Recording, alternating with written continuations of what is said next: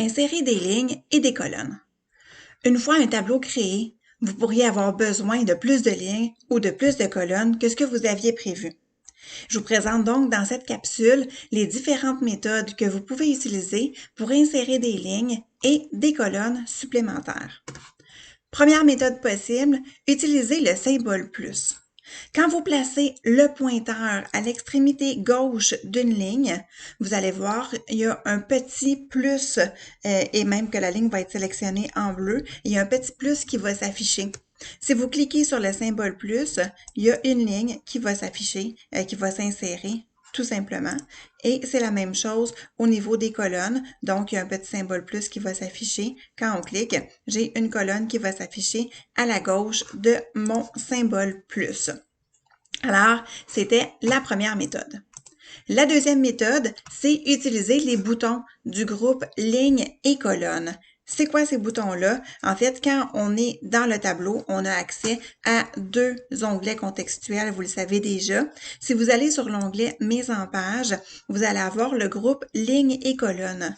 Le groupe lignes et colonnes nous permet d'insérer des lignes tout simplement et c'est très simple, c'est très bien décrit. Donc en fait, si je veux insérer une ligne au-dessus, mais je n'ai juste qu'à cliquer sur le bouton et je vais avoir une ligne qui va s'insérer au-dessus. Si je veux avoir une ligne au-dessous, je vais cliquer encore même chose, donc je vais avoir ma ligne au-dessous. Et je pourrais insérer une colonne à gauche, par exemple, ou une colonne à droite, tout simplement, donc à droite de ma sélection. Alors, voilà donc pour les boutons du groupe lignes et colonnes. Troisième option possible, c'est utiliser les touches Tab ou les touches Entrée.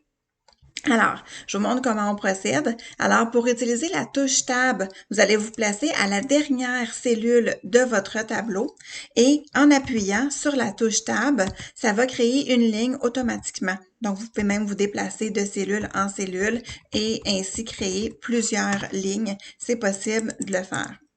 Ce qu'on peut faire aussi, c'est se positionner, en fait, placer le point d'insertion à l'extérieur du tableau, à droite de la ligne où on veut en insérer une nouvelle. Par exemple, si je veux insérer une ligne juste au-dessus de celle-là ici qui est en majuscule, je pourrais placer le point d'insertion, donc juste ici, à côté de ma première ligne. J'appuie sur la touche Entrée et j'ai une ligne qui va se créer automatiquement. Donc, c'était une autre façon, donc en utilisant la touche Entrée. Alors, on a vu donc qu'il y avait le symbole plus, qu'il y avait les boutons du groupe lignes et colonnes qui sont super pratiques. Sinon, les touches Tab ou Entrée. Alors, toutes ces méthodes-là peuvent vous servir donc à insérer des lignes ou des colonnes supplémentaires dans un tableau.